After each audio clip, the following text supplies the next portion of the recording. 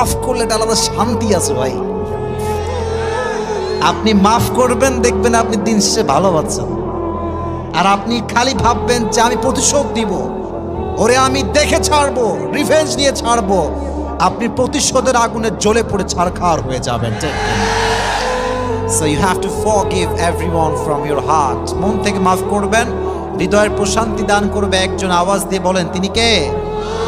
মাফ করা শিখবো। আর যুবকদেরকে বলবো, তোমরাও মাফ করা শেখো। বেঈমানদেরকে তোমরা আল্লাহর জন্য ছেড়ে দাও, আল্লাহ ওদেরকে দেখে নেবে ইনশাআল্লাহ। যারা প্রতারক, যারা বিশ্বাসঘাতক, যাদের কথা কাজে মিল নাই, এদের সাথে কোনো সম্পর্কের দরকার নাই, এদের জন্য আল্লাহ একাই যথেষ্ট। ঠিক কিনা বলেন যুবকেরা? আমরা তো বড় মনের মানুষ, আমরা তো ব্রড মাইন্ডেড পার্সোনালিটি বিলং করি। আমরা মাফ করে দিব, বাদ বাকি আল্লাহ ভরসা। ঠিক কিনা যুবকেরা? তাহলে প্রথম মেসেজ আজকে এই মাহফিলে, এই যে আমাদের হৃদয়টা আছে, এই হৃদয়ে কোনো হিংসা বিদ্বেষ থাকবে না, কারোর জন্য কোনো প্রতিশোধ থাকবে না। একটা সুন্দর হাদিস শোনাই। নবীজি বলেছেন, আমার জীবনের সবচাইতে বড় আমল কি তোমরা জানো?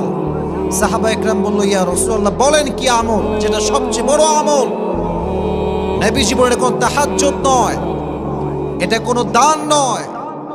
ইন ইসতাতা'তা আন তুসবিহা ওয়া তুমসিয়া ওয়া লাইসা ফি কলবিকা গশশুন লিআহাদিন ফাফআল যালিক ওয়া যালিকা মিন সুন্নতি ওয়া মান রাগিবা আন সুন্নতি ফালাইসা মিন্নি।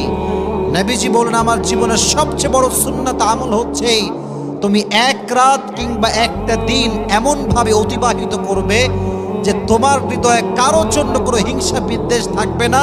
এটাই আমার সবচেয়ে বড় আমল। সুবহানাল্লাহ পড়েন আপনারা। একজন সাহাবী যে সবাইকে মাফ করে দিত, নবীজি তার ব্যাপারে দুনিয়াতে তিনবার জান্নাতের সুসংবাদ দান করেছেন। রংপুরের ভাইদের সুবহানাল্লাহ তো আসতে তো হইতে পারে না, জোরে সোরে সুবহানাল্লাহ পড়তে হবে তো। এজন্য আজ থেকে মাফ করব, রাজি আছেন তো ইনশাআল্লাহ? আল্লাহ আমাদেরকে এটা বোঝার তৌফিক দান করুক, পড়া আমিন। আর আসলে ভাই, রাস্তাঘাটের ব্যাপার অনেক কষ্টে থাকি, জ্যাম, মারামারি, কত রকম যে ঝামেলা, তবুও যে আল্লাহ আমাদেরকে নিয়ে আসছে, কথা বলার সুযোগ দিয়েছে।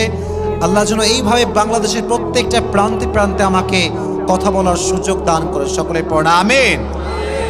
তবে এতটুকু বলতে পারি, আজকের ওয়াজ যে শুনবে তার জীবনের সমস্ত দুঃখ কষ্ট হালকা হয়ে যাবে। সুবহানাল্লাহ পড়লেন না আপনারা?